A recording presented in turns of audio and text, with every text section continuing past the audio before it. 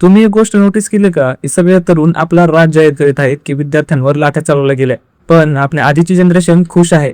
चांगला धडा शिकवला, हे देशद्रोही आहेत, हे ब्राह्मण विरोधी आहेत आणि हे विधर्मी आहेत. चला मानलं, पण राम मंदिरात चोरी करणारे कोण होते? हे लोक कमेंट मध्ये येऊन लिहितात की बरं झालं, पण यांना हे नरेटिव्ह देतोय कोण? आपल्या देशाची विकलेली मीडिया. नॅशनल मीडिया हे चालवते की यांची पाकिस्तान सोबत कनेक्शन आहेत.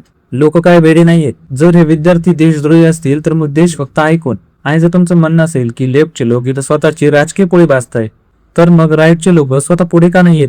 का हे राईटचे लोक पेपर लीकवर बोलत नाहीत, या मुलांनी केलेल्या सुसाईडवर बोलत नाहीत?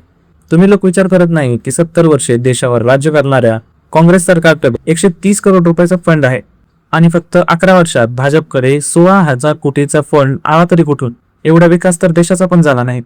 इथे रुपया पडतोय, इकॉनॉमी पडते, पर कॅपिटा इन्कम पडते, पण तुमचा बँक बॅलन्स मात्र वाढत चाललाय.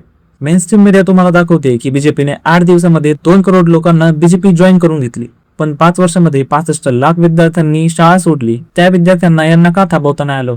न्यूज 18 अंबानीचा आहे, एनडीटीव्ही अदानीचे आहे, TV9 भारत मेगा इंजिनिअरिंग कंपनीचे आहे, ज्या कंपनीने 584 कोटींचा फंड्स डोनेशनच्या रूपात बीजेपी सरकारला दिलेला आहे.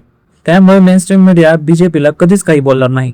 जसं धर्माच्या नावावर पाकिस्तान बरबाद झालाय, तशीच वाटचाल आपल्या देशाची सुरू आहे.